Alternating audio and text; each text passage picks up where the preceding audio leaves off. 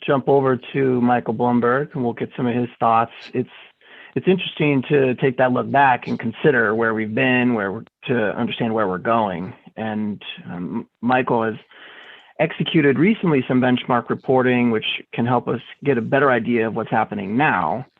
And it's also interesting, I think, if we consider those variables, we're also looking at this tsunami of technology that Ed just introduced us to with AI and ML, and it's interesting to see where that will lead us. So Michael, thank you for joining and sharing your expertise with us. We'll turn it over to you. You're welcome, Bradley, and thank you for having me here today. And I want to say good morning, good afternoon, good evening to all our participants on this webinar. Just give you a brief overview of my background. I started working in the aftermarket service industry in the late 1980s. I joined a management consulting firm that my dad started back in 1969. And shortly before I joined the firm, going back to the early 1980s, the firm worked with AT&T. At that time, AT&T, many of you might know about the history, it was broken up. It was a monopoly. Government determined that they were involved in anti-competitive practices, that they had a monopoly, that they had to break up into these baby bell organizations. So AT&T and all the baby bells now no longer had 100% captive market. They faced competition. And in order to keep the customers, they had to ensure they were providing a high level of customer service and that they were profitable. And one of the areas that they focused on was making sure that the parts operation was running smoothly, it was profitable, because that's one of where their biggest cost, expense, and investment lied.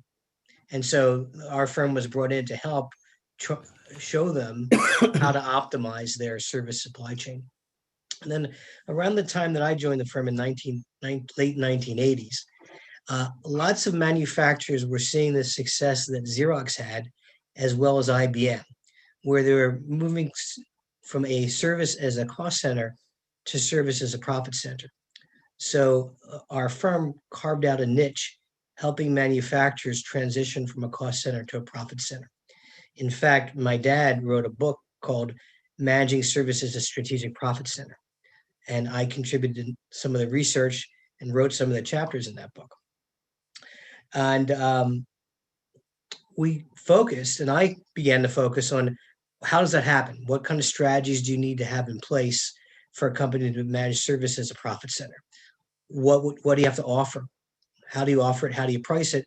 But also, what do you need in terms of an infrastructure to manage service as a profit center? So that's when I began my journey into benchmarking the state of the art of service management systems in general and spare parts management systems specifically. And what we also looked at was how many companies that are out there need this kind of technology. That's part of our planning process. And we shared that with our clients. Some of our clients became vendors. So that's how I met Ed at LPA. They were looking at how do they expand their focus, how do they accelerate penetration of the field service industry. They turned to us for that advice. And the word got out that we knew and understood this marketplace. And we started working for some of the ERP vendors that were evaluating whether they should build out a service parts management system, or they should acquire, or just continue to do what they're doing with their existing inventory management solutions. We also began to work for consulted private equity firms that were looking at making investments in this field, as well as venture capital firms. So, that's a little bit about my background. I've seen this industry evolve. What I think is just amazing to me is that some of the things that we had anticipated would happen, that we forecast would happen in the industry, have finally come true. We're seeing this happen today. We're right in the middle of some of the things that when I began my career, it seemed like this is years away. Will it ever happen? No, we see it happening. So let's continue here.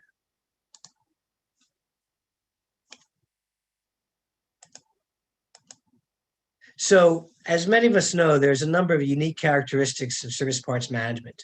I think I missed a slide. There we go. So one, as Ed alluded to, is that parts represent a significant aspect of the balance sheet and the income statement. In fact, they're typically the second largest expense item for a service company is the part managing the parts, and they're also the largest investment for a service company. And now the challenge is, we all know we have to have the right amount of parts at the right place at the right time. Otherwise, there's going to be a stock out. There might be penalties. It will impact customer experience, etc. But we can't carry too much inventory on the balance sheet because that will negatively impact our performance, our ROIs, and our income, and so on. So service organizations have to be very effective in how do you manage the spare parts so you can optimize many different goals. There's some criteria, some KPIs where you have to maximize them, where you have to do the best you possibly can, spend as much, for example, achieve the highest level of customer satisfaction, and others you have to minimize the cost. And oftentimes those are in conflict with each other. So as a result, what I've observed in the service industry is this idea of CANFO, meaning continuing and never-ending focus on optimization. I think that's always been the case, and it always will be the case, is that service organizations have to continue to optimize. Optimize can be defined as making the highest and best use of resources. And in doing so, as I've said before, sometimes there's conflicting decisions you have to make. We have to achieve the highest level of customer satisfaction, but we want to minimize our cost. So to achieve the highest level, if we only had to achieve the highest level of customer satisfaction, we would stock as many parts as we possibly could fit into a warehouse or stocking location. But if we have to minimize cost, well, we can't do that. We have to make it lower. So what's the right decision? How do you optimize that? And it's not just about finding the best solution. I think it's about getting better and better at finding the best solution in light of a growing installed base, in light of new offerings, new developments, and new technologies that are changing what kind of data we have, how much data we have, and how we use that data for parts planning. I think this kind of validates and amplifies what Ed had said earlier, is that in service parts management, it's about just-in-case planning, not just in time. However, we still have some of the challenges that are associated with just-in-time. Is while we want to have just-in-case, we can't have an unlimited number of parts on hand. We've got to still achieve our financial goals of the company and our financial objectives. And a third unique characteristic is the impact of disruption on service parts management. So some of the disruption that we've seen, and again, I want to say that this is evolving. It's not that it just happened in the last 5 years. We've seen it happening I've been in this industry about 30 years, seen it happen over a period of time. And fortunately, all the folks on this panel have anticipated that and understand that this was coming and know how to deal with it. So one of these disruptions is servitization, and it's making parts availability even more critical. And certainly parts availability is critical to the customer experience, but even more so in servitization, because the contracts, the pricing, the revenue we get is all based on achieving a specific outcome. And that outcome can only be achieved through the availability of parts. If we don't make that outcome, some of these servitization contracts, we lose money. There's a penalty, more so than ever before. Another disruption we're seeing is the circular economy. Now, again, something that I've been in the forefront on. In fact, again, my dad wrote a book called on reverse logistics and closed loop supply chain management. So that's always happened. We've always had parts coming back through the service supply chain, through the reverse logistics supply chain. And in fact, we've worked at and encouraged companies to be better at managing those returns, that supply chain, because if you have parts coming back through the supply chain and you have a high velocity of return and velocity of repair, and you can get these parts back in your supply chain, forward supply chain, you you can invest less, you can make lower investments in parts. You cycle them through more. But what's happening is reverse logistics and the circular economy is becoming more and more important. So more and more companies are now investing in the reverse logistics supply chain, getting that inventory back. And as a result, they have to understand how to incorporate that information about what's coming back, when is it coming back, what condition it is, how long does it take to get refurbished into their parts planning and forecasting. And the last one, of course, when we hear the term tsunami, I think many of us think of this tsunami of technology. So we've seen a lot over the last couple of years: mobility solutions, cloud solutions, AR, IoT, AI.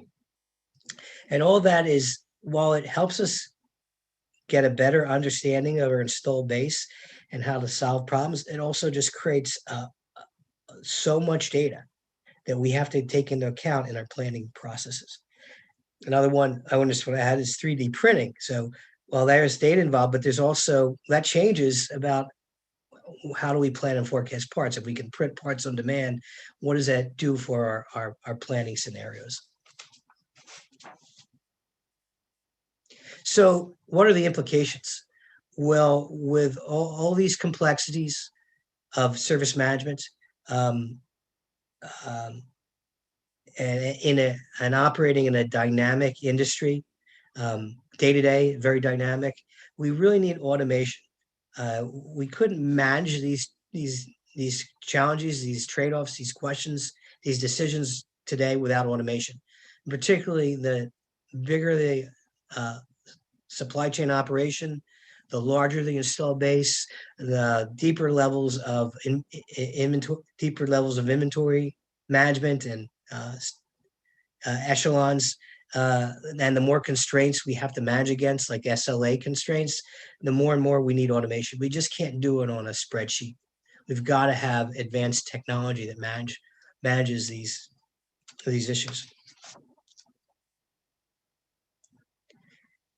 So what does that mean? You know, what do we need to consider? Well, we need to consider that feature functionality is extremely critical. Not all SPM solutions are created equal, is what I found through this research that we've done. And it's a little bit different than some other applications we might see where, you know, at face value, they all kind of seem the same. You dig in, they're kind of the same, but you really have to dig deep to see where the difference is. I don't see that with service parts management software. I see that you can really, by asking just a couple questions, by, again, reading, if you're not familiar, read our report, I think it'll become clear and obvious how these vendors differ on their functionality. And I think, you know, at a high level, one of the things that differ is that some of these solutions were created specifically for service parts management, and they're able to handle the complexities of service parts management, the different types of use cases that involve in service parts management, and the different types of vertical markets. While others did not go to that level of complexity. In fact, some of the solutions that are on the market today were not even designed for service parts management at all.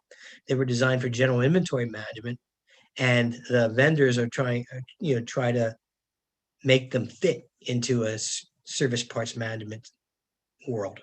So that's one of the differences. And as I stated earlier, the complexities and nuances involved is what's important to understand. Can the software functionality handle these complexities and nuances? And I think there's two other ways to learn very quickly about the ability of the software to do that. One is, has any third party validated the math behind the optimization and forecasting engines? Because that's the core of service parts management. So you want to double check and validate that a third party actually validated the math. And another criteria to consider is, have there been any third party organizations, governmental, quasi-governmental, trade groups that have validated and endorsed the solution?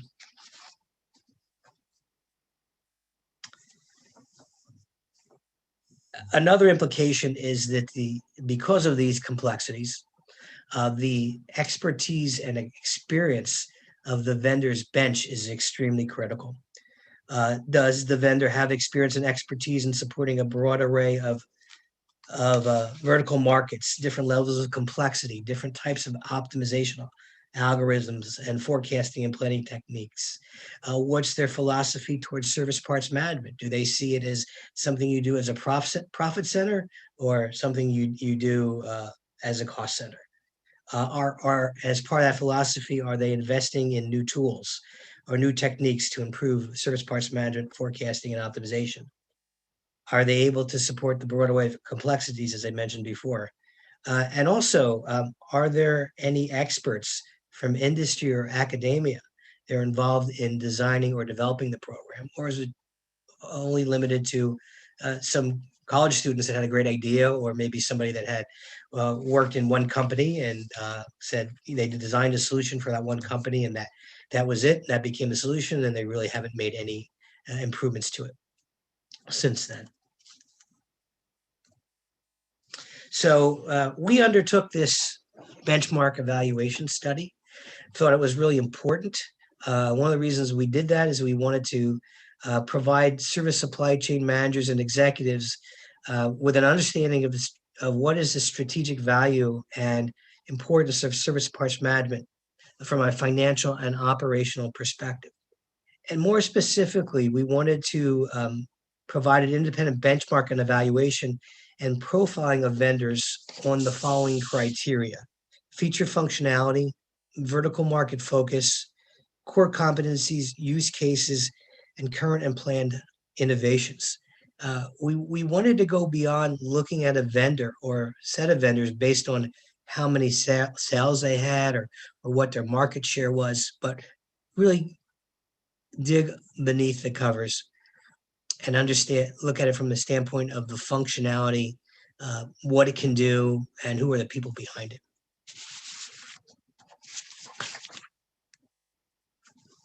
So when we put the study together, we wanted to have a way of graphically positioning and portraying where these vendors fall. And we looked at two quadrants, or two criteria. One was the product capability from the vendor, and the other one was the service parts management innovation and expertise of the vendor. And the factors behind that in product capability, we were looking at what's the optimization approach. Were they able to handle an array of optimization techniques involved in service parts management, ranging from single item optimization to multi-item, multi-echelon optimization, multi-indenture, multi-echelon optimization, and asset optimization. So the more of these optimization techniques a vendor could handle, the further they are on the product capabilities quadrant. We also looked at forecasting capabilities. Can they handle a range of demand forecasting techniques to predict seasonal, intermittent, and installed base demand? We looked at whether the solutions incorporate data sciences and the amount of artificial intelligence and machine learning capabilities that are integrated and are actually working and are being performed for customers. We looked at the depth of the features, the level of complexities of the features that the vendor's functionality. And lastly, on the product capabilities quad axis, we looked at the flexibility and ease of use. When it came to innovation and expertise, we were concerned with the vendor's vision. Are they keeping pace with the rate of innovation? Do they understand how well do they understand market trends, and what's the roadmap, and how frequently are they coming up with updates and new relations? We looked at what vertical markets are served, and lastly, what's the expertise of the bench.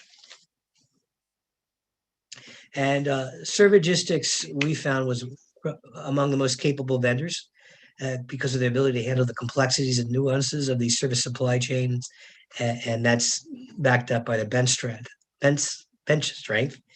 And they really we really see them as a heavyweight in service parts management.